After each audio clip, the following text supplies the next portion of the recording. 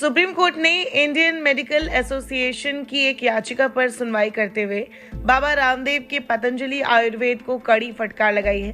Justice Ahsanuddin Amanullah और justice Prashant Kumar Mishra की bench ने सुनवाई करते हुए पतंजलि आयुर्वेद से कहा कि उन्हें प्रेस में एलोपैथिक दवाओं को लेकर कैजुअल स्टेटमेंट्स देने से बचना होगा।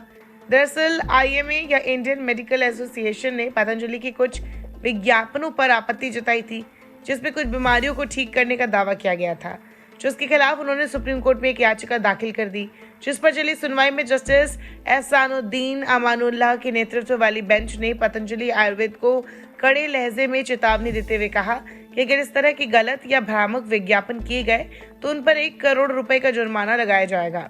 इस चेतावनी के साथ ही सुप्रीम कोर्ट ने पतंजलि को ये निर्देश भी दिया कि वो भविष्य में ऐसे किसी भ्रामक विज्ञापन को जारी नहीं करेगा। आपको बता दें कि इंडियन मेडिकल एसोसिएशन की ओर से जो याचिका दाखिल की गई थी उसमें पतंजलि आयुर्वेद पर यह आरोप लगाया गया था कि जो विज्ञापन उनकी ओर से दिखाए जाते हैं वो एलोपैथी को नीचा दिखाते हैं, जबकि पतंजलि पर कुछ बीमारियों के इलाज को लेकर झूठे दावे करने का भी आरोप लगाया गया था। इस मामले की सुनवाई के दौरान सुप्रीम कोर्ट ने इसे गंभीर माना और भविष्य में पतंजलि आयुर्वेद को सतर्क रहने को कहा है। वही सुप्रीम कोर्ट ने केंद्र सरकार से भ्रामक चिकित्सा विज्ञापनों से निपटने के लिए एक प्रस्ताव देने को भी कहा है। वही सुप्रीम कोर्ट ने पतंजलि के संस्थापक बाबा रामदेव की रिट याचिका, जिसमें उनके खिलाफ दर्ज आपराधिक एफआईआर से सुरक्षा की मांग की गई थी, उस पर उनकी ओर से पेश सीनियर एडवोकेट सिद्धार्थ दवे ने दलील दी कि उनकी टिप्पणियां आईपीसी या किसी अन्य अधिनियम के तहत किसी अपराध के दायरे में नहीं आती है। हालांकि कोर्ट में इस दलील के बाद रामदेव ने अगले दिन ही अपनी टिप्पणियां वापस ले ली।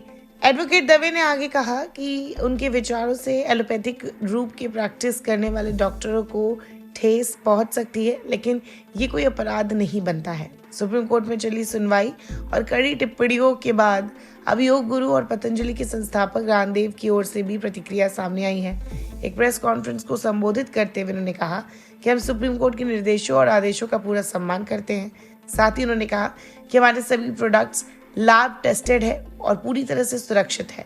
वे पतंजलि आयुर्वेद के खिलाफ बयानों पर उन्होंने कहा कि पतंजलि के खिलाफ पिछले 5 सालों से प्रोपेगेंडा चल रहा है और हमें जानबूझकर टारगेट भी किया जा रहा है। बाबा रामदेव ने कहा कि हमारे पीछे मेडिकल माफिया पड़ा हुआ है, जबकि अपने उत्पादों को लेकर उन्होंने कहा कि हम झूठे वादे नहीं करते हैं। आपको बता दें, पतंजलि आयुर्वेद और आईएमए कई मुद्दों को लेकर कई बार आमने सामने आ चुके हैं। आईएमए कई बार बाबा रामदेव की दावों की आलोचना और उन पर कड़ी आपत्तियां भी जता चुका है। फिलहाल इस खबर में इतना ही। बाकी की खबरों के लिए बने रहिए हमारे साथ। वीडियो को शेयर, लाइक करें और चैनल को सब्सक्राइब करना बिल्कुल ना भूलें।